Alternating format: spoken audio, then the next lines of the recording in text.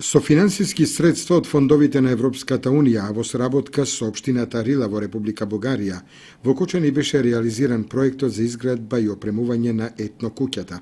Градена со сите нишани во стилот на старата македонска архитектура, објектот свечено беше предаден во употреба и на неговата надворешност и внатрешност се восхитуваа сите посетители.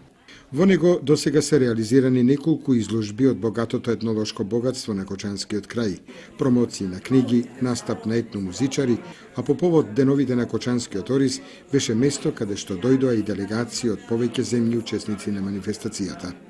Во Кочани повеќето граѓани ќе ви кажат дека објектот повеќе стои затворен отколку отворен за посетителите. Тоа се прави со најава на гости, туристички групи. На случајните посетители или намерници на Кочани им е скратена можноста да го посетат објектот и да се восхитуваат на етнолошките поставки и богатството кои се наоѓаат во него. И камерата на телевизија Кочани ја регистрираше сликата околу етнокуќата, искорнати столбчиња, а од забот на времето пропаѓа и дел од тротоарот. Час поскоро ќе треба овој објект да се стави во функција преку целата недела, со што посетителите ќе уживаат во експонатите кои се изложени, а објектот ќе се заштити.